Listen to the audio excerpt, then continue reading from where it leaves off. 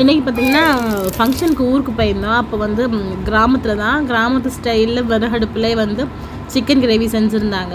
எண்ணெய் ஊற்றிட்டு பட்டை, கிராம்பு, ஏலக்காய், சோம்பு, அதுக்கப்புறம் சின்ன வெங்காயம் வந்து 1.5 கை அளவு நச்சு போட்டிருக்காங்க அம்மியில். அதுக்கப்புறம் தக்காளி, ஒரு 3 தக்காளி, பெரிய தக்காளி, இஞ்சி, பூண்டு எல்லாமே அம்மியில் நச்சு தான் போட்டிருக்காங்க.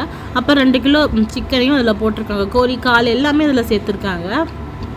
அதுக்கப்புறம் பார்த்திங்கன்னா நல்லா தண்ணியெல்லாம் வற்றுற அளவு அதுலேருந்து அந்த தண்ணியிலே வெந்துருந்துச்சு. அதுக்கப்புறம் தண்ணி கொஞ்சம் வற்றின பிறகு ஒரு டைம் நல்லா மிக்ஸ் கொடுத்துட்டு உப்பெல்லாம் சேர்த்து, உப்பு வந்து வேகையிலே சேர்த்துடணும், அப்போ தான் அதில் கொஞ்சம் சாரும். அதனால் அப்புறம் கொஞ்சம் மஞ்சத்தூள் சேர்த்து அதில் கிண்டிக்கிறாங்க. நல்லா அதை மிக்ஸ் கொடுத்துட்டு கொஞ்சம் அந்த தண்ணி கொஞ்சம் எக்ஸ்ட்ரா மட்டும் ஊற்றிட்டு அதில் வந்து கொஞ்சமாக சாம்பார் பொடி இருக்கு இல்லையா, மல்லித்தூள் வந்து ஒரு 2 ஸ்பூன் கிட்ட சேர்த்துக்கிறாங்க. அதுக்கப்புறம் மிளகாத்தூளும் சேர்த்துட்டு நல்லா மிக்ஸ் கொடுத்துட்டு இந்த தண்ணி வற்றுற அளவுக்கு கொஞ்சம் நல்லா வேக விடணும். அடுப்பு பார்த்துக்கோங்க, விறகடுப்புங்கிறதுனால கொஞ்சம் அது வந்து தீ வந்து கொஞ்சம் கம்மியாக தான் எரிஞ்சுது.